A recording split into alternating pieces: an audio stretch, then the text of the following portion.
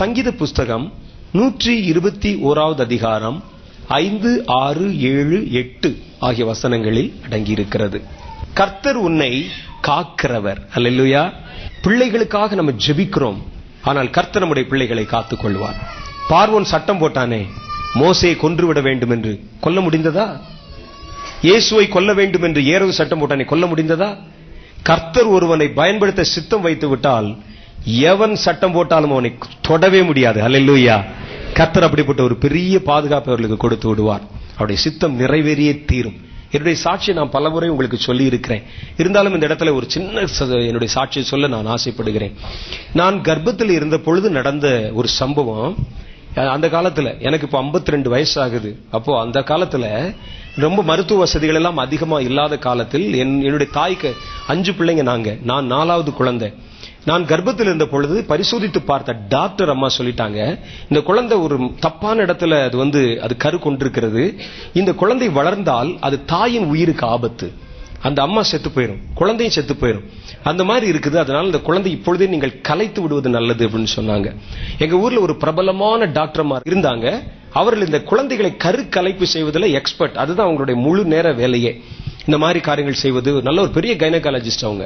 அது மாதிரி அவங்க என்ன செய்தாங்கன்னா, மருந்து கொடுத்தாங்க. குழந்தைக்கு மருந்து கொடுத்து குழந்தையை கருவிலே அழித்து விட வேண்டும் என்று மருந்து கொடுத்தாங்க. இந்த மருந்தை தொடர்ந்து சாப்பிடுங்க, 1 மாசம் கழிச்சு வாங்க அல்லது 10 நாள் கழிச்சு வாங்க, அந்த குழந்தையுடைய பொசிஷன் நம்ம பார்க்கலாம், அது அப்படி கரைஞ்சு வந்துரும் அப்படின்னு சொன்னாங்க. அந்த நல்ல ஹை டோசேஜ் மருந்து கொடுத்து அந்த குழந்தையை அழிப்பதற்காக முயற்சி பண்ணி 10 நாள் கழிச்சு உள்ள எக்ஸ்ரே எடுத்து பார்த்தா குழந்தை வளர்ந்து இருக்கிறது. கொடுத்த மருந்து சாப்பிட்டு கூட கொஞ்சம் வளர்ந்துருக்கு. என்னடா அது, குழந்தை கரைஞ்சிருன்னு பார்த்தா கொடுத்த மருந்தையும் சேர்த்து அரைச்சு குடிச்சிருச்சு அப்படின்னு அந்த அம்மாவுக்கு ஆச்சரியம். இப்படி வருவதற்கு வாய்ப்பே இல்லைன்னு சொல்லி இன்னும் கொஞ்சம் ஹை டோஸ் மருந்து கொடுத்தாங்க. மருந்து கொடுத்தா மறுபடியும் ஒரு 15-20 நாள் கழிச்சு செக்அப் பண்ணி பார்த்தா மறுபடியும் குழந்தை வளர்ந்து இருக்கிறது. உடனே இந்த அம்மாளுக்கு இன்னும் ஆச்சரியம், இந்த குழந்தை என்ன மறுபடியும் இப்படி வளர்ந்துருக்குன்னு சொல்லி இன்னும் நம்ம அவர்களுக்கு தெரிந்த டாக்டிக்ஸ் எல்லாம் பண்ணி இந்த குழந்தையை கருவில் அழிச்சிடணும் அப்படின்னு சொல்லி அதுக்கு முயற்சி பண்ணாங்க. அதுக்கு மேலே வளர்ந்து கொண்டு வந்தது. என் தகப்பனாரை கூப்பிட்டு கேட்டாங்க, குழந்தை இப்படி வளர்ந்துட்டு வருது, தாய் வேண்டுமா குழந்தை வேண்டுமான்னு கேட்டாங்க. அப்ப என் தகப்பனார் சொன்னாரு, முகம் தெரியாத பிள்ளையை விட முகம் தெரிஞ்ச மனைவி தான் எனக்கு முக்கியம். ஏன்னா அதுக்கு மேல இன்னும் ஒரு 3-4 பிள்ளைங்க இருக்காங்க, அவங்களெல்லாம் பாத்துக்கிறேன். அதெல்லாம் குழந்தைக்கு செத்தால் பரவாயில்ல, எப்படியாவது அதை அழித்து விடுங்கன்னு சொன்னாங்க. இன்னும் அதிக பவர் உள்ள மருந்து கொடுத்தாலும் குழந்தை வளர்ந்து விட்டது. குழந்தை வளர்ந்துச்சு உடனே சொன்னாங்க, இனிமே அது ஒண்ணுமே செய்ய முடியாதுங்க, அதை ஆபரேட் பண்ணி அப்படிலாம் செய்யறது ரொம்ப ஒரு மாதிரி அசிங்கமாயிரும், அதனால வேண்டாம், நடப்பது நடக்கட்டும் அப்படின்னு சொல்லிட்டாங்க. எல்லாரும் ரொம்ப எதிர்பார்த்து கொண்டே இருந்தார்கள், இந்த குழந்தை எப்படியாவது அந்த தாய் இறந்து போயிருவாங்க அப்படின்னு சொல்லி. அந்த காலத்துல, எங்க காலத்துல எல்லாம் சிசேரியன் என்பது ரொம்ப ஜாஸ்தி இல்ல. இப்பதான் எங்க பார்த்தாலும் ஆபரேஷன். எங்க குடும்பத்துல நான் ஒரே ஒரு ஆள் மாத்திரம் தான் சிசேரியன் பண்ணி பிறந்தவன். என்னை உள்ள ஆயுதம் போட்டு உள்ள வெளியிருந்து எடுத்தாங்க. எடுத்து என் தாய் மரித்து விடுவார்கள் என்று சொன்னாங்க. ஆனா மரிக்கல, அவர்கள் உயிரோடு இருந்தார்கள். கர்த்தர் ஒரு பெரிய காரியத்தை செய்தார். இது நடந்ததுக்கு பிறகு சிசேரியன் பண்ணி எல்லாம் எடுத்து அதுக்கு பிறகு ஒரு குழந்தை பிறந்து, என்னுடைய தம்பி பிறந்து, அவரும் இன்னைக்கு கர்த்தருடைய ஊழியத்தை செய்து கொண்டிருக்கிறார். அப்ப நாங்க பிறந்து இப்படி வளர்ந்து வந்துட்டோம். அதுக்கு பிறகு சில வருடங்கள் கழித்து நான் காலேஜ் எல்லாம் போய் படிச்சு ரட்சிக்கப்பட்டு கர்த்தருடைய ஊழியத்தை செய்து, ஒரு முறை நான் புதிதாக ரட்சிக்கப்பட்டவர்களுக்கு ஞானஸ்நானம் கொடுப்பதற்காக அந்த ஞானஸ்நான தொட்டில நின்று கொண்டிருக்கிறேன். வர்றாங்க. வரும்பொழுது ஒரு வயசான பாட்டியம்மா வர்றாங்க. அந்த அம்மா யாருன்னு கேட்டா, எனக்கு மருந்து கொடுத்த டாக்டர். அந்த அம்மா யாரு என்கிட்ட ஞானஸ்நானம் வாங்குறதுக்கு வர்றாங்க. தொட்டில இறங்கிட்டாங்க. இறங்கினோடனே அந்த அம்மா எப்பவும் ஒரு சாக்லேட் மாதிரி ஒன்று போட்டு, சிக்லேட் மாதிரி ஒன்று போட்டு மென்னுகிட்டே இருப்பாங்க. அப்படி மென்னுகிட்டே என்னை மேலுங்கிலும் பார்த்தாங்க. அப்ப நான் சொன்னேன், நான் கேட்கிற கேள்வி பதில் சொல்லுங்கம்மா அப்படின்னு. என்னைய பார்த்துட்டு இருந்தாங்க. என்ன பாக்குறீங்கன்னு கேட்டேன். அவங்க சொன்னாங்க, என் மருந்துக்கு தப்பிச்ச ஒரே ஒரு குழந்தை நீதான் தம்பி அப்படி. எங்க தொட்டில வச்சு. இப்பதான் எனக்கு தெரியுது ஏன் கர்த்தர் உன்னை வளர விட்டார்னு சொல்லி. என்ன மாதிரி ஆட்களுக்கு ஞானஸ்தானம் கொடுத்து எங்களை ரட்சிப்புக்குள்ள நடத்திருக்குன்னு சொன்னாங்க. நம்ம ஞானஸ்தானம் கொடுத்து. அப்ப கர்த்தர் ஒரு மனிதனை முன்குறித்து வைத்திருந்தால் மருந்து கொடுத்தாலும் சாக மாட்டான். அல்லேலூயா. அது நான் பார்த்தது. என்னுடைய தகப்பனிடத்துல கேட்டாங்க, உங்களுக்கு பிள்ளை வேணுமான்னு கேட்டாங்க. பிள்ளை வேண்டாம்னு சொல்லிட்டா. என் தாயாரிடத்துல கேட்டாங்க, வேண்டாங்க, அதை பார்த்து எடுத்துருங்கன்னு சொல்லிட்டாங்க. என் தகப்பனுக்கு நான் தேவைப்படவில்லை, என் தாய்க்கு தேவைப்படவில்லை, ஆனால் என் கர்த்தருக்கு நான் தேவைப்பட்டேன். அல்லேலூயா. இன்னைக்கு கர்த்தர் சொல்லுகிறார், கர்த்தர் உன்னை காக்கிறவர். அல்லேலூயா. இந்த வார்த்தை திருப்பி சொல்லி பாருங்களேன், எவ்வளவு சந்தோஷமா. கர்த்தர் என்னை காக்கிறவர். கர்த்தர் என்னை காக்கிறவர். கர்த்தர் உன் வலது பக்கத்தில் உனக்கு நிழலாயிருக்கிறார். நிழல் எப்படி கூட வருமோ அது மாதிரி உன்னை விட்டு பிரியாமல் இருக்கிறார். பகலிலே வெயிலாவது இரவிலே நிலவாவது உன்னை சேதப்படுத்துவதில்லை. கர்த்தர் உன்னை எல்லா தீங்குக்கும் விலக்கி காப்பார். அவர் உன் ஆத்துமாவை காப்பார். அவர் கர்த்தர் உன் போக்கையும் வரத்தையும் இது முதற்கொண்டு காப்பார். இந்த 4 வசனத்திலையுமே கர்த்தர் தம்முடைய பிள்ளைகள் மேல் வைத்திருக்கும் அவருடைய பிரியம் வெளிப்படுகிறது. அவர்களை கண்ணும் கருத்துமாய் காப்பாற்றுவேன் என்று சொல்லுகிற அந்த அவருடைய அந்த தன்மை புலப்படுத்தப்படுகிறது. கர்த்தர் நம்மை காப்பாற்றுகிறார் என்றால் எவன் நமக்கு விரோதமா என்ன செய்து விட முடியும்? சொல்லி பாருங்க. கர்த்தருடைய கையிலிருந்து என்னை பிரிப்பதற்கு யாரால முடியும்? சாத்தான் அவருடைய விரலை பிடிச்சு இழுத்து என்னை உள்ள இருந்து எடுத்துருவானா? தொட முடியுமா அவரை? அவருடைய பேரை கேட்டால நடுங்கி கீழே விழுந்து விடுகிறான் சாத்தான். கர்த்தருடைய கைகளிலே நான் இருக்கிறேன். நம்முடைய இருப்பிடம் என்ன தெரியுமா? கடவுளுடைய பிள்ளைகளுடைய இருப்பிடம், உன்னை என்னுடைய உள்ளங்கையிலே வரைந்திருக்கிறேன் என்கிறார். உன்னை என்னுடைய கண்களின் இமைகளிலே வைத்து கண்ணின் மணியை போல பாதுகாக்கிறேன் என்கிறார். கடவுளை இயேசுவை தெரிந்து கொள்வதின் அவருடைய பிள்ளைகளுக்கு கிடைக்கிற பெரிய பாக்கியம் அதுதான். உங்களுடைய இருப்பிடம் கர்த்தருடைய கண்ணாய் மாறிவிடுகிறது. உங்கள் இருப்பிடம் கர்த்தருடைய கையாய் மாறிவிடுகிறது. ஒருவரும் உங்களை தொடுவதே இல்லை. ஹல்லேலூயா. ஒரு கண்ணின் மணியில் கர்த்தர் நம்மை வைத்து காப்பாற்றினா, கண்ணை தொட யார் வந்தாலும், அது நமக்கு வேண்டியவர்களாக இருந்தாலும் நண்பர்களாக இருந்தாலும், கண்ணை இப்படி தொடர்க்கு வந்தா என்ன செய்வோம்? நம்ம அறியாமலே அடிச்சிருவோம், டக்குன்னு தட்டி விட்டுருவோம். அப்படித்தானே? கர்த்தருடைய கண்ணில் நீங்க இருந்தா யார் உங்களை தொட வந்தாலும் அவர் அனிச்சையாகவே அவர்களை தட்டி விட்டுருவார். ஹல்லேலூயா. உன்மேல் என் கண்ணை வைத்து உனக்கு ஆலோசனை தருகிறேன், உன்னை கண்ணின் மணி போல காத்துக் கொள்ளுகிறேன் என்று கர்த்தர் நமக்கு சொல்லி இருக்கிறார். கண்களை பாருங்களேன், நம்ம அப்படி மூடி மூடி மூடி மூடி திறக்கிறோம். கண்ணை மூடாம அப்படியே திறந்துகிட்டே எவ்வளவு நேரம் இருக்க முடியும் பாருங்க? செத்து போன ஆட்களுக்கு தான் ரொம்ப நேரம் இருக்க முடியும். உயிரோடு இருக்கிற ஆட்களுக்கு அப்படி இருந்து பாருங்களேன் எவ்வளவு நேரம் இருக்க முடியும்? அப்படி முடியுதா? கண் அப்படி திறந்துகிட்டே இருந்தா இப்படி மூடி மூடி மூடி மூடி திறக்கிறோம். ஒரு வினாடிக்கு பல முறைகள் அப்படி மூடி திறக்கிறோம். ஏன் அப்படி மூடி திறக்கிறோம் நீங்க யோசிச்சு பார்த்திருக்கீங்களா? நீங்க ஏன் அப்படி மூடி திறக்கிறோம் அப்படின்னா, அதுக்கு மருத்துவ விஞ்ஞானத்துல சொல்றாங்க, கண்ணுக்கு உள்ள ஒரு அமிலம் மாதிரி ஒரு எண்ணெய் மாதிரி ஒன்னு சுரக்கும். அது கண்ணை சுத்திகரிக்கும். ஒரு பசை மாதிரி இருக்கும், ஒரு திரவம் மாதிரி. அது உள்ளே இருந்து சுரக்கும் பொழுது இந்த கண் இமைக்குள்ளே இருக்கக்கூடிய பகுதி பஞ்சு மாதிரி இருக்கும். கண்ணுக்குள்ள இந்த மேல் பட்டைக்குள்ள இருக்கக்கூடிய பகுதி பஞ்சு மாதிரி இருக்கும். அந்த பகுதியில அந்த ஆயில் சுரந்த உடனே ஒரு மூடி அப்படி திறந்தா அந்த கண்ணின் மணிய அதை அப்படி சுத்தப்படுத்தி எடுத்துருமா. அல்லேலூயா. அப்படி சுத்தப்படுத்திருமா. கண்ணாடி, இப்ப நாங்க கண்ணாடி போட்டிருக்கவங்களுக்கு கேட்டா தான் தெரியும். நாங்க அடிக்கடி கலட்டி தொடச்சு போடுவோம். அப்படி துடைக்கலன்னா அது மேல அப்படி தூசி படிஞ்சிரும். இதற்கு கர்த்தர் இயற்கையான கண்களுக்கு என்ன பாதுகாப்பு வச்சிருக்கிறார்னா, அதை வினாடிக்கு பார்த்தோம் பல தடவைகள் 60 முறை 40 முறையாவது அந்த கண்ணை மூடி மூடி திறக்க கர்த்தர் உத்தரவு கொடுத்து அதன் மூலம் கண்ணின் மணியை சுத்தப்படுத்திக் கொண்டே இருக்கிறார். அல்லேலூயா. நீங்க கர்த்தருடைய கண்ணின் மணியாய் மாறினால் கர்த்தர் உங்களை வினாடிதோறும் சுத்தப்படுத்துகிற தேவனாக இருக்கிறார். அல்லேலூயா. உங்களை சுத்தமா பராமரித்து பாதுகாக்கிற கர்த்தராய் தம்மை வெளிப்படுத்துகிறார். அதுதான் சொல்ற, உன்னை கண்ணின் இமைகளுக்குள்ளே வைத்து காப்பாற்றுகிறேன், உன்னை உன்மேல் கரை திரை பிழை இல்லாமல் உன்னை நான் முழுவதும் பரிசுத்தப்படுத்துகிற கர்த்தர் என்று கர்த்தர் சொல்லி இருக்கிறார். ஆகவே கர்த்தரை தன் சொந்த தெய்வமாய் கொண்டிருக்கிற ஜனம் பாக்கியம் உள்ளது என்று கர்த்தருடைய வேதம் சொல்லுது. அந்த எவ்வளவு பெரிய பாக்கியத்தை கர்த்தர் கொடுத்திருக்கிறார் பாருங்கள். கர்த்தர் உன்னை காக்கிறவர். கர்த்தர் உன் வலது பக்கத்திலே உனக்கு நிழலாயிருக்கிறார். பகலிலே வெயிலாவது இரவிலே நிலவாவது உன்னை சேதப்படுத்துவதில்லை. வெயில் நம்மை சேதப்படுத்தாது, நிலவு நம்மை சேதப்படுத்தாது. வெயில் பாருங்களேன், வெயில் மனிதனுக்கு நல்லது. வெயில் இல்லாவிட்டால் என்ன நடக்கும் யோசித்து பாருங்கள். இந்த சூரியனுடைய ஒளி பூமியில வரலன்னா, வெயில் அடிக்கலன்னா என்னெல்லாம் நடக்கும் யோசிச்சு பாருங்க. ஒண்ணு, பூமி அப்படியே குளிர்ந்து இமயமலையில் எப்படி மேல பனி இருக்கோ அது மாதிரி பனியாய் மாறிவிடும். அப்படியே முழுசா பனியா மாறிடும். வெயில் நம்முடைய தோல்ல மேல படுறதுனாலதான் வைட்டமின் டி என்கிற காரியத்தை அது உருவாக்கும். அதுல வரக்கூடிய அந்த கேன்சர் இந்த மாதிரி காரியம் எல்லாம் இல்லாம தோலை நல்லா வச்சிருக்கும். நீங்க நல்லா எடுத்து பாத்தீங்கன்னா, நல்ல வெயில் பிரதேசங்கள் இருக்கிறவர்களை விட குளிர் பிரதேசங்கள் இருக்கிறவங்களுக்கு ஸ்கின் வேற மாதிரி இருக்கும். அது காரணம் என்னன்னு கேட்டீங்கன்னா, அந்த வெயில் அவர்கள் மேல படுறதுனால, வெயில் பூமியில படுறதுனாலதான் செடிகள் முளைக்கின்றன, செடிகள் பச்சையம் தயாரிக்கின்றன. பள்ளிக்கூடத்தில் சொல்லி கொடுத்திருப்பாங்க, ஒரு சின்ன விதையை போட்டு ஒரு தொட்டியில வச்சு வெயில் படாத ஒரு இடத்துல வச்சிருங்க, அது என்ன செய்து பாருங்கன்னு சொன்னா, அந்த கிளை அப்படி வளர்ந்து வெளிச்சம் வரக்கூடிய வெயில் அடிக்கக்கூடிய பகுதியை தேடி மேல ஜன்னல்ல தான் வழி இருக்குன்னு சொன்னா ஜன்னல் வழியா போய் வெளியே தலை நீட்டிட்டு இருக்கும். அதுக்கு வெயில் தேவை. வெயில் இல்லாவிட்டால் பச்சை நிறம் உள்ள எந்த ஒரு தாவரமும் பூமியில விளையவே விளையாது. அப்ப சாப்பிடறதுக்கு ஒண்ணுமே கிடைக்காம போயிடும். வெயில் அவ்வளவு முக்கியமானது. நிலவும் அதே போலதான் முக்கியமானது. அப்போ நிலவும் வெயிலும் நமக்கு நன்மை உண்டாக்குவதற்காக படைக்கப்பட்டிருக்கிறது. நன்மைக்காக கர்த்தர் கொடுத்த காரியமே ஒருவேளை உங்களுக்கு தீமைக்கு ஏதுவாய் திரும்பி விட்டால், நல்லது செய்யறதுக்காக நமக்கு கொடுத்தப்பட்ட ஒரு காரியம் நமக்கு தீமையா மாறிச்சு வச்சுங்களேன், அதை துப்பவும் முடியாது, சேர்த்துக் கொள்ளவும் முடியாது. அப்படித்தானே?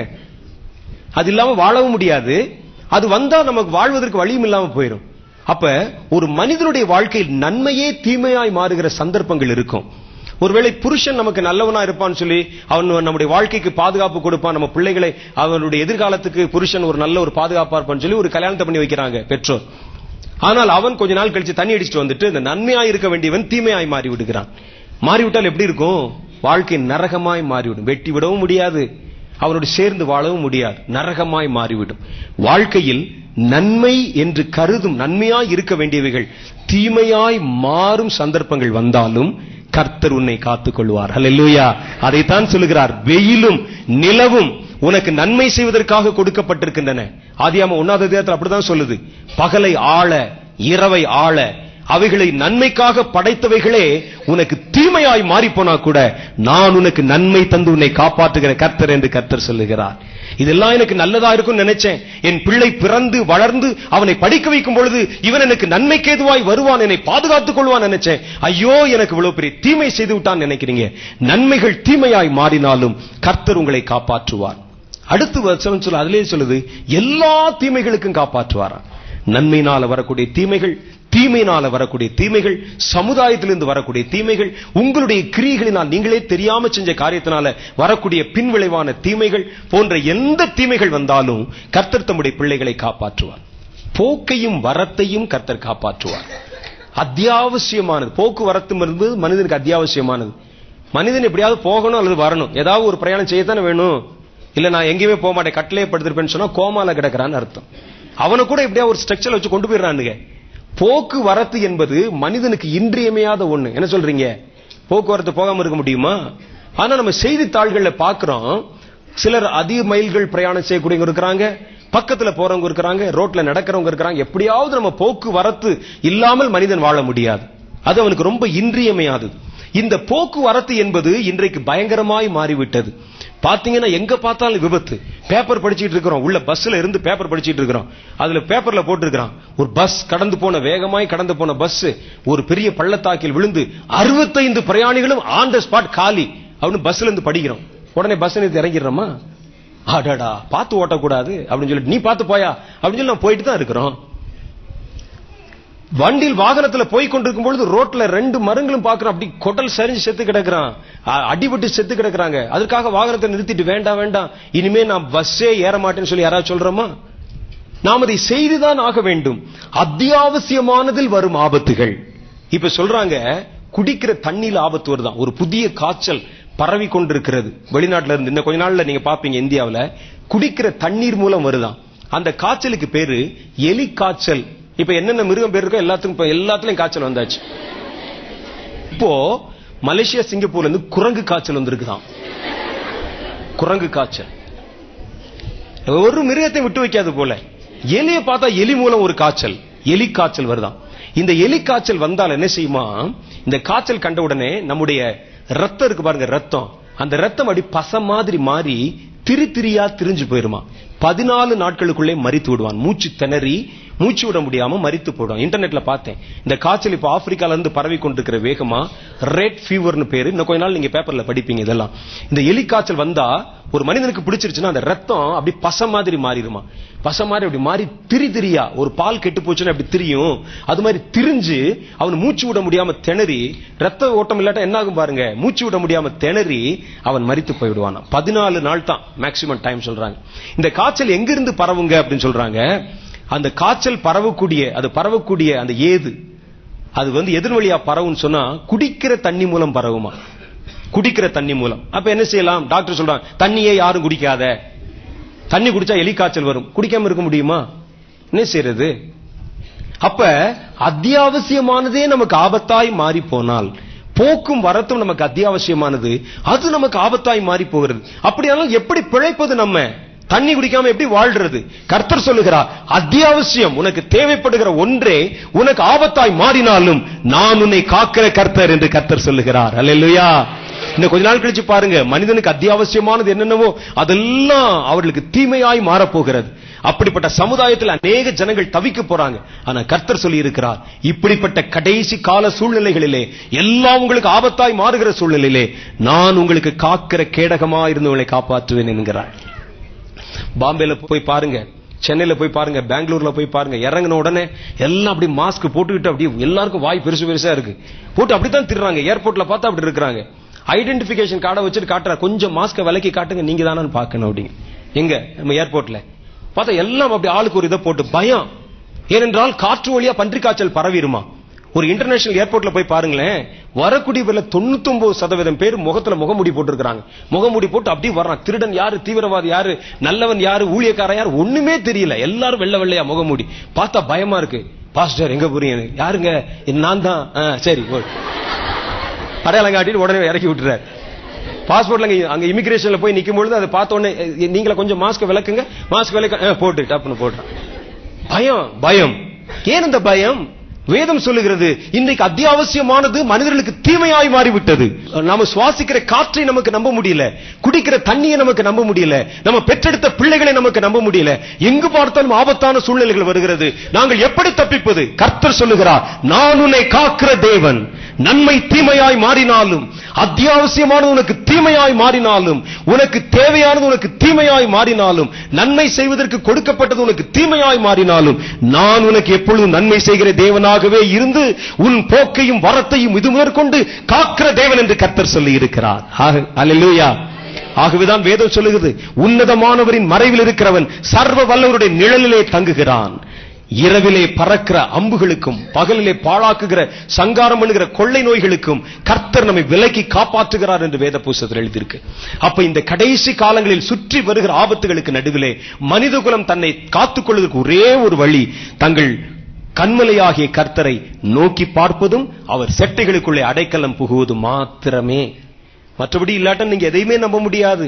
மருந்துனால குணமாக்க முடியாத, மாத்திரனால குணமாக்க முடியாத இந்த பன்றி காய்ச்சலுக்கு கஷ்டப்பட்டு கடைசியில மருந்து கண்டுபிடிச்சிருவாங்க.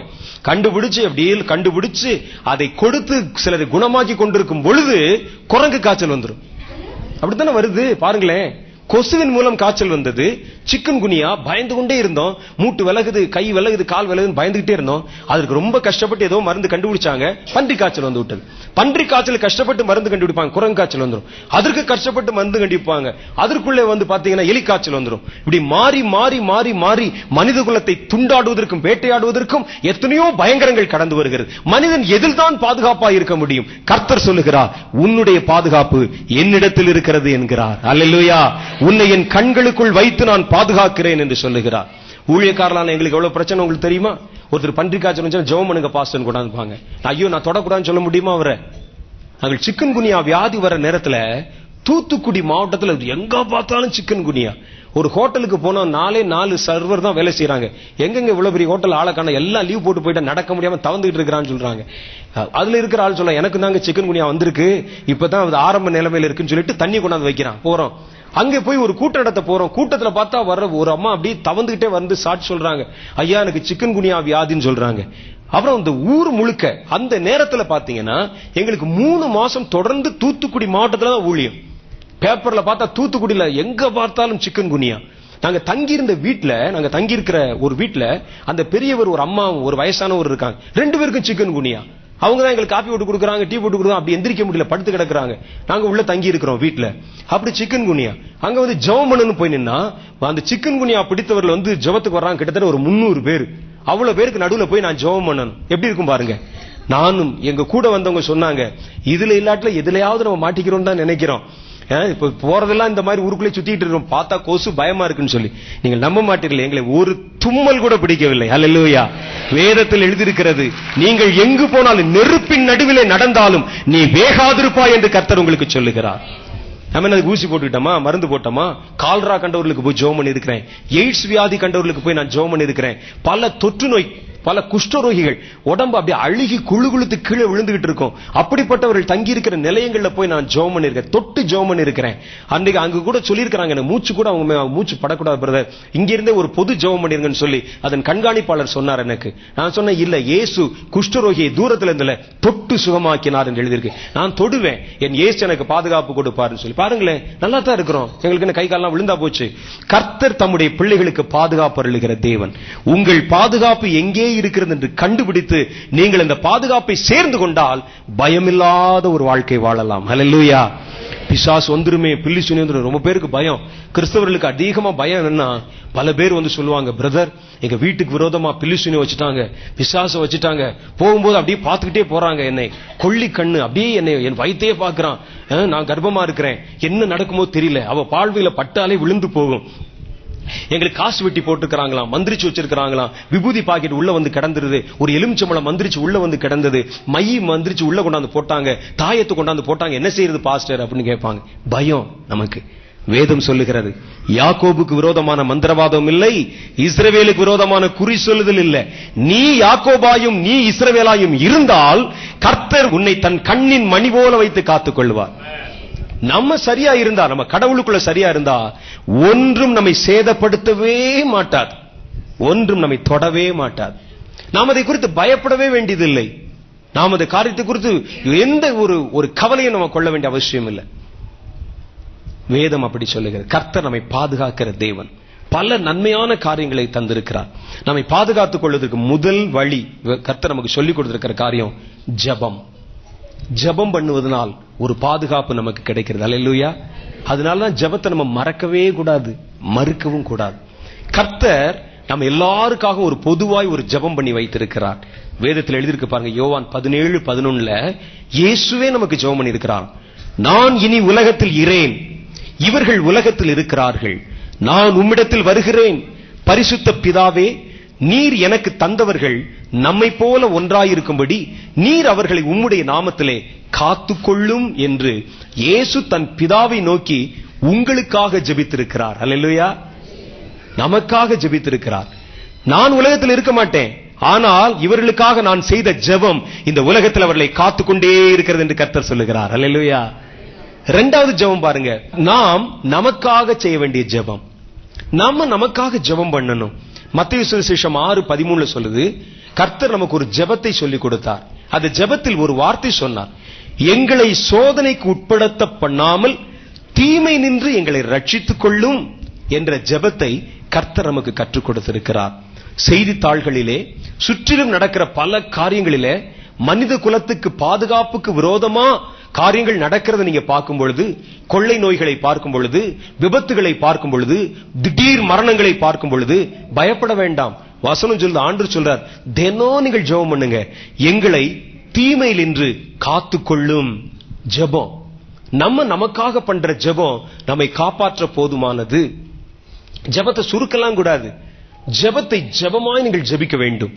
அதை இயேசுவே நமக்கு சொல்லிக் கொடுத்தார். வேற யாராவது சொல்லிக் கொடுத்தா நம்ம அதை நெக்லெக்ட் பண்ணிடலாம், ஏதோ ஒருவேளை நடக்கும் நடக்கலன்னா இல்லைன்னு.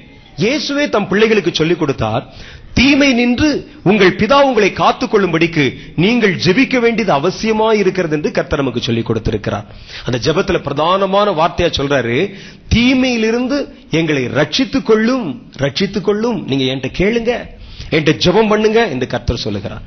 ஒரு பஸ்ஸுக்கு நீங்க போறீங்களா, வீட்டில இருந்து பரப்புறதுக்கு முன்னால் ஒரு சின்ன ஜெபம், ஆண்டவரே என் பிரயாணத்தை காத்துக்கொள்ளும், தீமையிலிருந்து எங்களை ரட்சித்துக் கொள்ளும். நீ சொல்லிக் கொடுத்த ஜெபம் என்னை பாதுகாக்கும்படிக்காக நான் அந்த ஜெபத்தை செய்கிறேன். சின்ன ஜெபம் பண்ணிட்டு போலாம். சாப்பிட போறோமா, ஆண்டவரே என் அப்பத்தின் தண்ணீரையும் ஆசீர்வதியும், இதை எனக்கு ஆசீர்வாதமாய் மாற்றி தாரும். எனக்கு குடிக்கிற தண்ணியில கூட விஷம் வந்துருது, சாப்பிடுற சாப்பாடு கூட ஃபுட் பாய்சனா மாறி போயிருது, இதை எனக்கு காத்துக்கொள்ளும், தீமை நின்று என்னை காத்துக்கொள்ளும் என்று சொல்லி ஜெபம் பண்ணி சாப்பிடணும். இன்னைக்கு எல்லாம் பாத்தீங்கன்னா அந்த ஜெபம் எல்லாம் இப்பெல்லாம் மாறி மாறி மாறி மாறி போய் சிலர் அப்படி ஒரு சிலுவையை போட்டு அடிச்சிருவான் பாட்டுங்க. பிளேட்டை கொண்டாந்து வச்சோன்னு அவசரம் வச்சோன்னு ஒரு 2 வார்த்தை சொல்றதுக்குள்ள என்ன குடியா முடிய போயிடும். நிறைய இடத்துல பாத்துருக்கேன், அப்படி கொண்டாந்து சாப்பாடு வைப்பாங்க, சரி சரி ஜெபம் பண்ணி சாப்பிடலாங்க. பிள்ளைகள் அப்படி ஒரு பெரிய சிலுவையை போடுவான், பெரிய சிலுவையை போட்டு 4 கட் பண்ணி சாப்பிட்டுருவான். அப்புறம் சாப்பிட்டு சேரல, வாந்தி வருது, மயக்கம் வருது, தலைவலி வருது, குடிச்சது சேரல, எலி காய்ச்சல் வந்து புலி காய்ச்சல் வந்து பயந்துகிட்டு இருப்பான். கர்த்தர் சொல்றார், எதை செய்தாலும் ஒரு சின்ன ஜெபத்தோட செய்யுங்க. ஒரு சின்ன ஜெபத்தோட வெளியே போறீங்களா, ஜெபம் பண்ண போங்க. ஒரு மனிதரை பார்க்க போகிறீங்களா, ஜெபம் பண்ண போங்க.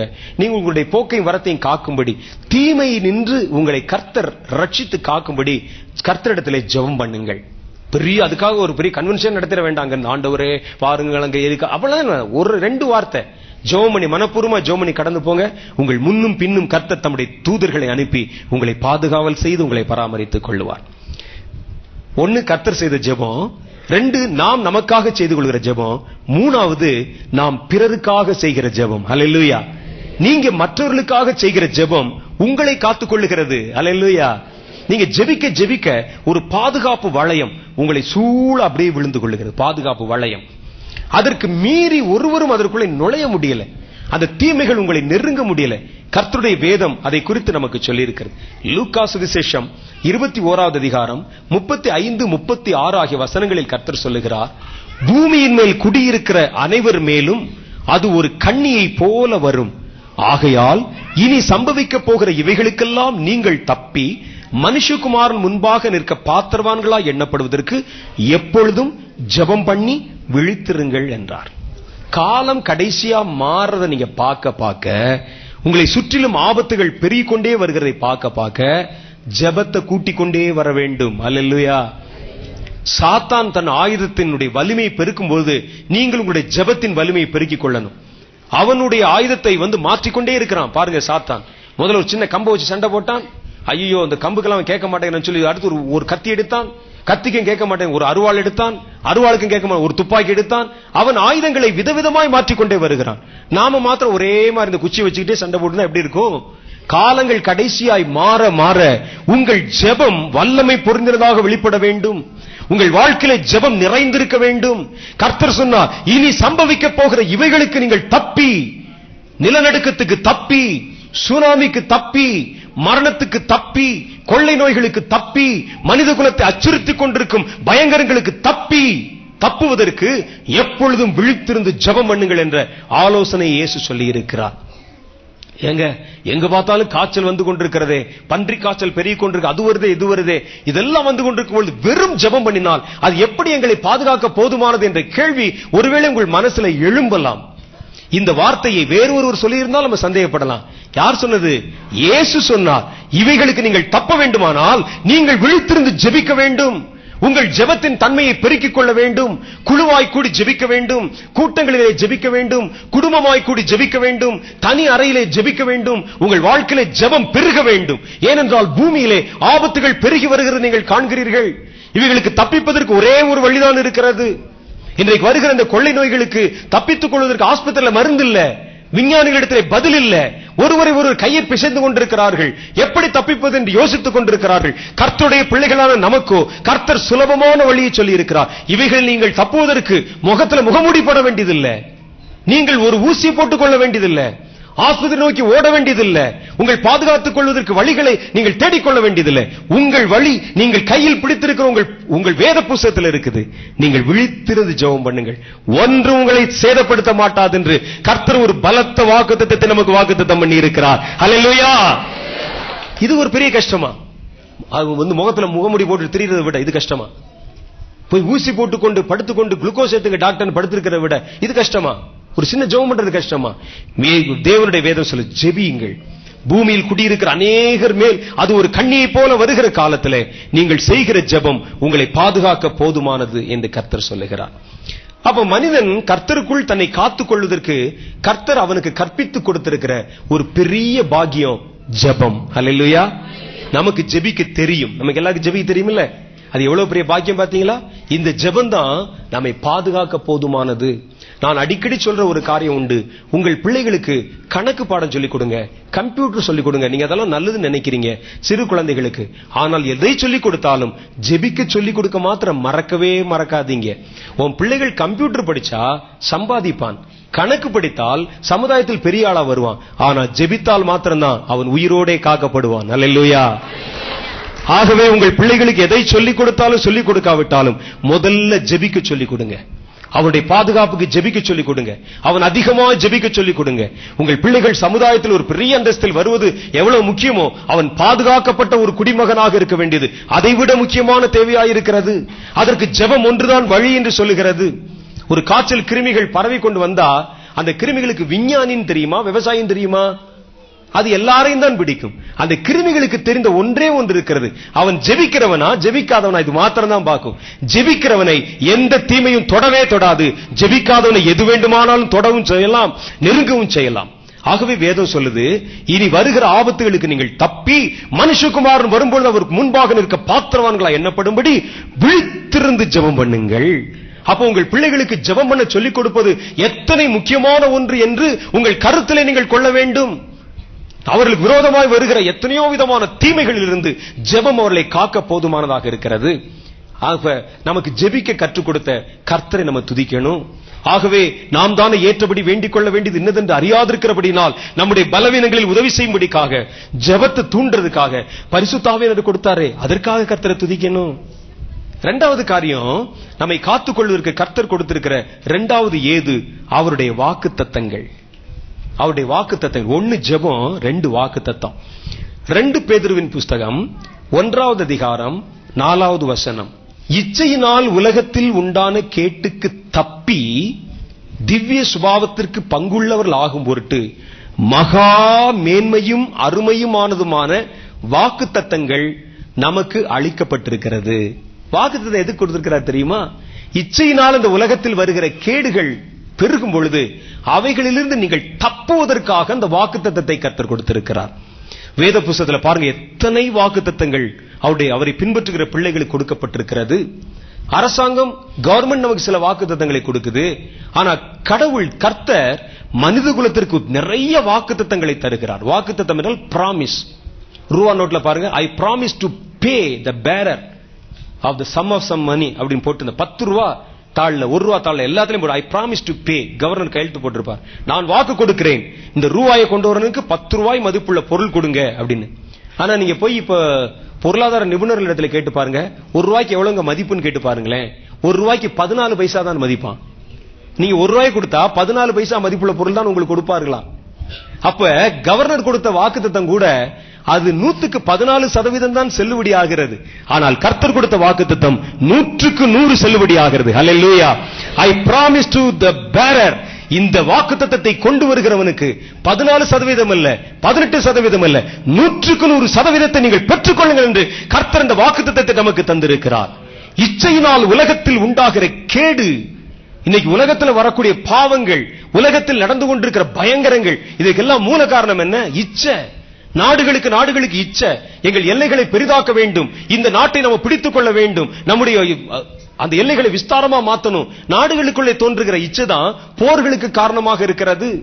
மனிதர்களுக்குள் தோன்றுகிற இச்சை, பொருளாசை என்கிற இச்சை அல்லது பதவி என்கிற இச்சை அநேகரை கொலை செய்யக்கூடிய பயங்கரங்களை தூண்டுகிறது. இந்த இச்சையினால் தான் உலகத்தில் கேடுகள் உண்டாகின்றன. கர்த்தர் சொல்லுகிறார், இச்சையினால் இந்த உலகத்தில் உண்டாகும் கேடுகளுக்கு நீங்கள் தப்பும்படிக்கு, பயங்கரங்களுக்கு நீங்கள் தப்பும்படி, கொள்ளை நோய்கள் பெருகுவதும், கொலைகள் பெருகுவதும், விபத்துகள் பெருகுவதும், பயங்கரங்கள் பெருகுவதும் உலகத்தில் மனிதனுக்குள் உள்ளே தோன்றுகிற இச்சைகளின் வெளிப்பாடு என்று கர்த்தருடைய வேதம் சொல்லுது. உண்மைதான் அது. எய்ட்ஸ் இச்சையினால் உண்டான வியாதி. அது பயங்கரமான வியாதி, எலும்புரிக்கு நோய் போல. நீங்கள் எய்ட்ஸ் வந்த ஆட்களை நீங்க நேரா பார்த்திருக்க மாட்டீங்க. நம்ம ஊர்ல எல்லாம் வேற மாதிரி இருக்கிறாங்க, கொஞ்ச நாள்ல மரிச்சு போயிடுறாங்க. நான் எய்ட்ஸ் வந்திருக்கிற ஆட்கள் தங்க வைக்கப்பட்டிருக்கிற இடத்தை ஒரு வெளிநாட்டுல என்னை அழைத்து கொண்டு போனாங்க, பாக்குறதுக்கு நான் போயிருந்தேன். ஒரு பெரிய ஆஸ்பத்திரியில அங்க அந்த ஆட்களை பார்த்தா நீங்க நம்பவே மாட்டீங்க. தலையில முடியே இல்ல, கன்னத்து எலும்புகள் வெளியே துருத்தி கொண்டிருக்கிறது, எலும்பு மேல தோலை போத்தி வச்ச மாதிரி இருக்கிறாங்க.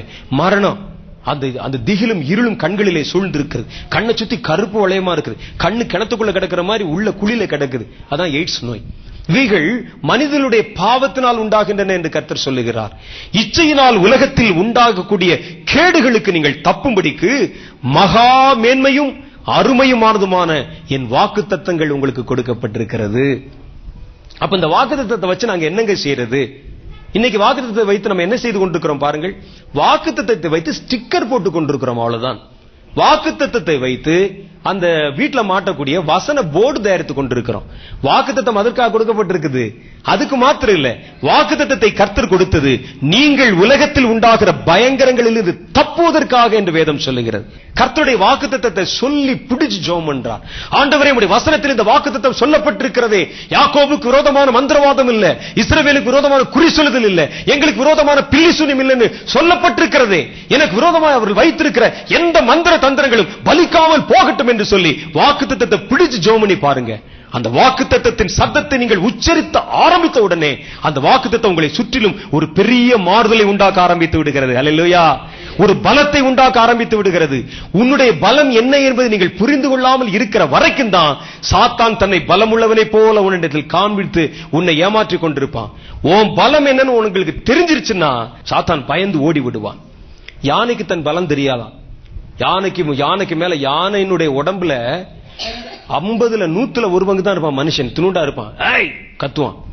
அவன் கையில ஒரு குச்சி வச்சிருப்பான், அங்குசம் பேரு. முன்னால ஒரு சின்ன ஒரு கொக்கி மாதிரி ஒண்ணு இருக்கும். அதை காதுகளின் கீழே போட்டு இழுப்பான். உட்காரு உட்காரு, பிச்சை எடுக்கும், மண்டி போடு சோடா பாட்டில நடக்கும். ஏன் தெரியுமா? யானைக்கு தன் பலமே தெரியாதான். யானைக்கு உருவம் பெருசு இல்லையா, கழுத்து அதுக்கு ரொம்ப தூரம் திருப்ப முடியாது. அது திரும்பினா உடம்பே தான் சேர்ந்து திரும்பும். ஆகவே யானை தன் உருவத்தை தானே பார்த்துக் கொள்ள முடியாது, அதுக்கு தெரியாது. அதனாலதான் அது பார்க்கிற கண்ணுக்கு முன்னால குச்சி தான் தெரியுது. ஆகவே இந்த குச்சியை பெருசுன்னு நினைச்சிட்டு இருக்கு. தன் உடம்பை பார்த்தா தான் இந்த குச்சியை விட என் உடம்பு பெருசுன்னு அதுக்கு தெரிய ஆரம்பிக்கும். அது தனக்கு முன்பாக நிற்கிற மாவுத்தனை மாத்திரம் பார்த்துக் கொண்டிருக்கிறது. ஆகவேதான் அவனை பெரியவன் என்று நினைத்துக் கொண்டிருக்கிறது. அந்த யானை தன் சரீரத்தை பார்க்குமானால் அப்பதான் அந்த மாவுத்தன் எவ்வளவு சின்னவன் என்று தெரியும். ஒரே மிதி மிதிச்சிடும். ஆகவேதான் வேதம் சொல்லுது, பிசாசு கர்ஜிக்கிற சிங்கம் போல உங்களை பயமுறுத்தி கொண்டிருக்கிறான். எப்ப வரைக்கும் தெரியுமா? நீங்கள் யார் என்பதும் உங்களுக்கு என்னென்ன வாக்குத்தத்தங்கள் கொடுக்கப்பட்டிருக்கிறது என்பதையும் நீங்கள் தெரிந்து கொள்ளாமல் இருக்கிற வரைக்கும். அந்த வாக்குத்தத்தத்தை நீங்க தெரிஞ்சு சொல்லிட்டீங்கன்னா பிசாசு உடனே ஓடி விடுவான். அவனுக்கு தெரியும், அவனுடைய பலம் அவனுக்கு தெரிஞ்சிருச்சு. இனி அவனுக்கு முன்னால் நம்ம நிக்க முடியாது. ஆகவேதான் உங்கள் ஜெபங்களில் வாக்குத்தத்தங்களை சொல்லி ஜெபம் பண்ணுங்க. இந்த வாக்குத்தத்தம் கிறிஸ்துவின் ரத்தத்தினால் எனக்கு சொல்லப்பட்டிருக்கிறது, இது எனக்கு சொந்தமானது, என்னை ஒருவரும் நெருங்க முடியாது, ஒருவரும் அசைக்க முடியாது. சொல்லி பாருங்களேன் வாக்குத்தத்தம். அப்பதான் அந்த வாக்குத்தத்தம் இயங்குகிறதை பார்ப்பீர்கள். வாக்குத்தத்தத்தை பெற்றுக் கொள்கிறது வேறு, வாக்குத்தத்தத்தை இயக்குவது வேறு. வீட்டுல ஒரு ஸ்கூட்டர் வாங்கி வைப்பது வேறு, ஸ்கூட்டரை ஓட்டுவது வேறு. ஹல்லேலூயா. நம்ம நிறைய பேர் வாக்குத்தத்தத்தை வாங்கி வச்சிருக்கிறோம், ஆனா இன்னும் அதை டிரைவ் பண்ணுவதே இல்லை, அதை எடுத்து உபயோகம் பண்ணுவதே இல்லை. கர்த்தருடைய வேதம் சொல்லுது, வாக்குத்தத்தத்தை பிடித்து அந்த வாக்குத்தத்தத்தின் உரிமை கோரி நீங்கள் ஜெபிக்க ஆரம்பிக்கும் போது அந்த வாக்குத்தத்தம் ஸ்டார்ட் ஆக ஆரம்பிக்குது, இயங்க ஆரம்பிக்குது. கர்த்தர் சொன்ன வாக்குத்தத்தங்கள் உங்கள் வாழ்க்கையிலே நிறைவேற ஆரம்பிக்குது. மோசே அப்படித்தான் ஜெபித்தார், வாக்குத்தத்தம் நிறைவேற ஆரம்பித்தது. வேத புத்தகத்தில் எத்தனை வாக்குத்தத்தங்கள் எழுதப்பட்டிருக்கு பாருங்க. அவைகள் எல்லாம் கருத்தாக படியுங்கள், அதை பிடித்துக் கொண்டு ஜெபியுங்கள். இதெல்லாம் யாருக்கோ சொன்னதல்ல, எனக்கு கர்த்தர் சொன்னது. ஹல்லேலூயா. வாக்குத்தத்தங்கள் யாருக்கு கொடுக்கப்பட்டிருக்கிற? அருமையான வாக்குத்தத்தங்கள் நமக்கு கொடுக்கப்பட்டிருக்கிறது. பேதுரு தான் சொல்றார், யாருக்கோ இல்ல, நமக்கு கொடுக்கப்பட்டிருக்கிறது அவருடைய இரத்தத்தினாலே என்று கர்த்தர் நமக்கு சொல்லி இருக்கிறார். கர்த்தர் நமக்கு கொடுத்த வாக்குத்தத்தங்களின் வல்லமை எப்பொழுது நம்மோடு கூட இருக்கிறது. அவர் சொல்றார், ஆதியாகமம் புஸ்தகம் 28:15 ஆபிரகாமுக்கு அவர் கொடுத்த வாக்குத்தத்தத்தை பாருங்க. நான் உன்னோட இருந்து நீ போகிற இடத்திலெல்லாம் உன்னை காத்து இந்த தேசத்துக்கு உன்னை திரும்பி வர பண்ணுவேன், நான் உனக்கு சொன்னதை செய்யும் அளவும் உன்னை கைவிடுவதில்லை என்று கர்த்தர் சொல்லுகிறார். கர்த்தர் நமக்கு சொன்ன வாக்குத்தத்தம் என்ன? உன்னை காத்துக் கொள்வேன் என்று சொல்லி இருக்கிறார். அப்ப காய்ச்சலை பார்த்தா பயப்படாதீங்க, பக்கத்தில் நடக்கிற விபத்தை பார்த்தா பயப்படாதீங்க, போராட்டங்களை பார்த்தா பயப்படாதீங்க. என்கிட்ட வந்து மோதிட்டியா, என்ன செய்கிறேன் பார், உனக்கு விரோதமான ஒரு பில்லி சூனியத்தை வச்சு கை காலம் முடக்கி போடல, நான் யாருன்னு உனக்கு தெரியாது, பயப்படாதீங்க. தெரியும், நீ யாருன்னு எனக்கு தெரியும், நான் யாருன்னு எனக்கு தெரியும், நான் ஆராதிக்கிற தேவன் யார் என்று எனக்கு தெரியும். சொல்லி பாருங்க. பிசாசு பயந்து நடுங்க ஆரம்பித்து விடுவான். இனி இவனிடத்துல நமக்கு வேலை இல்லை என்று சொல்லி ஒதுங்கி ஓட ஆரம்பித்து விடுவான். நம்ம சரியா உடனே ஓடியார், பாஸ்டர் அப்படி கருவிக்கிட்டே போறா பாஸ்டர், என்ன ஆகும் தெரியல பாஸ்டர், ஊக்கமா ஜெபம் பண்ணுங்க பாஸ்டர். ஒண்ணு ஆகாது பாஸ்டர். கர்த்தர் உங்களுக்கு வாக்குத்தத்தம் பண்ணி இருக்கிறார், வாக்குத்தத்தத்தை பிடித்து ஜெபியுங்கள், சத்துரு பயப்பட ஆரம்பிப்பான். கர்த்தருடைய வேதம் அப்படி சொல்லுது. அடுத்த காரியம் 1 பேதுரு 1:5 கடைசி காலத்தில் வெளிப்பட ஆயத்தமாக்கப்பட்டிருக்கிற ரட்சிப்புக்கு ஏதுவாக விசுவாசத்தை கொண்டு தேவனுடைய பலத்தினாலே காக்கப்பட்டிருக்கிற உங்களுக்கு. எதனால காக்கப்படுறீங்களா? நீங்க கர்த்தருடைய பலத்தினாலே காக்கப்படுறீங்க. கர்த்தர் தம்முடைய பலத்தை உங்களுக்குள்ளே தந்திருக்கிறார். என்ன பலம் தெரியுமா? அந்த பலம், கர்த்தர் தந்திருக்கிற பலம் அவருடைய பரிசுத்த ஆவி. ஹல்லேலூயா. பரிசுத்த ஆவியை கர்த்தர் எதற்கு நமக்கு தந்திருக்கிறாராம்? உங்களை பாதுகாப்பதற்காக தந்திருக்கிறார். உங்களை சூழ அக்னி மதுளாய் நின்று உங்களை பராமரிப்பதற்காக அந்த வல்லமையை தந்திருக்கிறார். அந்த வல்லமையினால் நீங்கள் காக்கப்பட்டுக் கொண்டிருக்கிறீர்கள்.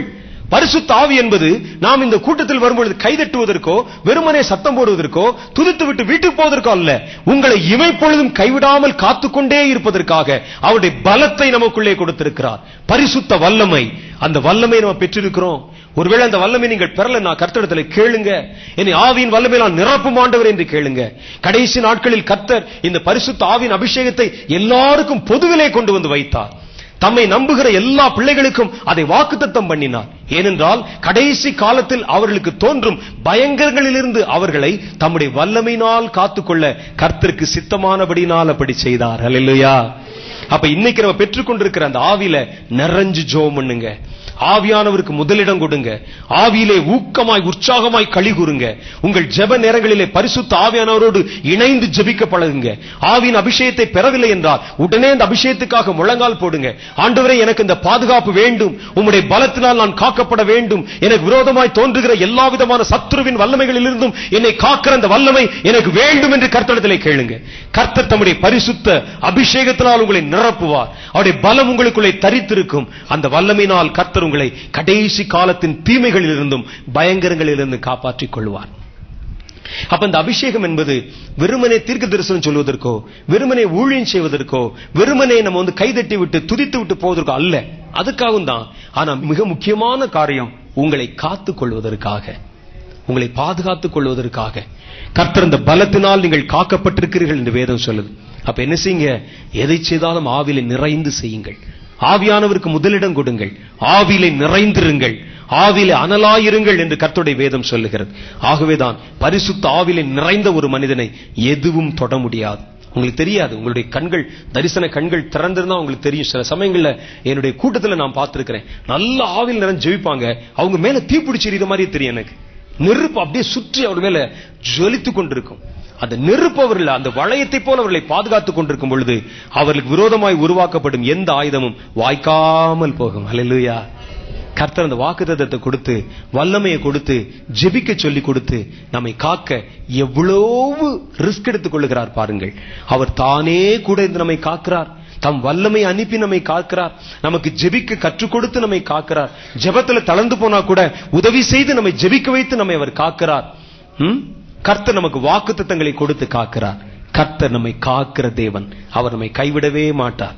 ஒருவேளை இன்னைக்கு நீங்க பல காரியங்களை நினைச்சு கலங்கிட்டு இருக்கலாம். ஐயோ, எனக்கு பெரிய கடன் பாரம் இருக்குதே, என்னால வாழ முடியாதே, என்னை காப்பாத்துறதுக்கு வழி இல்லாம போச்சே, எப்படி எனக்கு வாழ முடியும் நீங்க நினைக்கலாம். கர்த்தர் சொல்லுகிறார், நான் உன்னை காக்கிற தேவன். என் வாக்குத்தத்தங்களினால் உன்னை காப்பேன். நீ செய்கிற ஜெபத்தினால் உன்னை காப்பேன். என் வல்லமையினால் உன்னை காப்பேன். உன்னை என் கண்ணின் மணி போல காப்பேன் என்று கர்த்தர் சொல்லுகிறார்.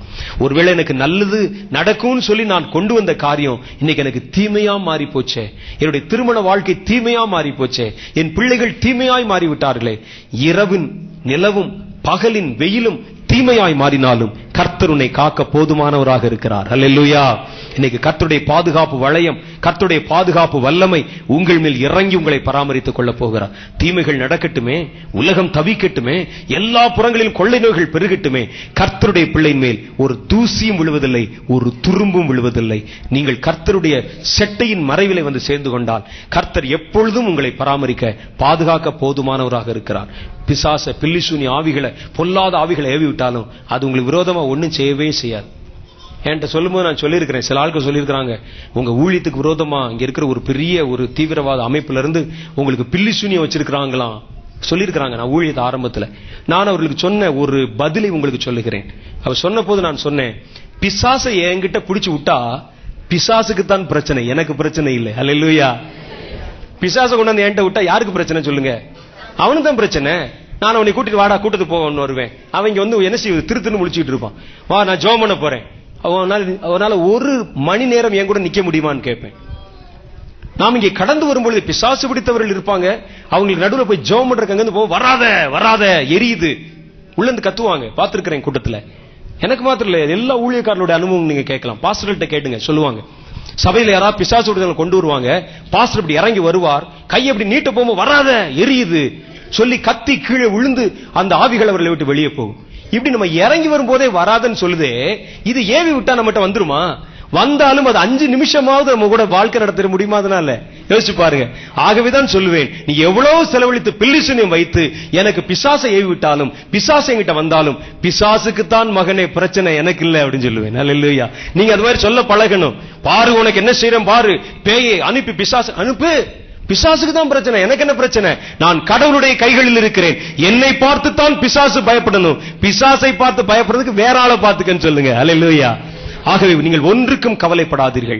உங்களை முன்னும் பின்னும் நின்று பாதுகாக்கிற தேவன் கர்த்தர் போதுமானவராக இருக்கிறார். இன்றைக்கு அவர் உங்களை காக்க போகிறார். நேயர்களே, இந்த வாருங்கள் தொழுவோம் நிகழ்ச்சியில் ஆராதனை, கர்த்தருடைய வார்த்தை, சங்கீத தியானம், இப்படி ஒவ்வொரு பகுதியும் உங்களுக்கு மிகவும் ஆசீர்வாதமா இருந்திருக்கும். நீங்கள் பெற்ற நன்மைகளை எங்களுக்கு எழுத மறக்காதீங்க. அடுத்த வாரம் இதே நாள் இதே நேரம் உங்களை சந்திக்கிறேன். அதுவரை உங்களிடமிருந்து விடைபெறுவது மோன்சி.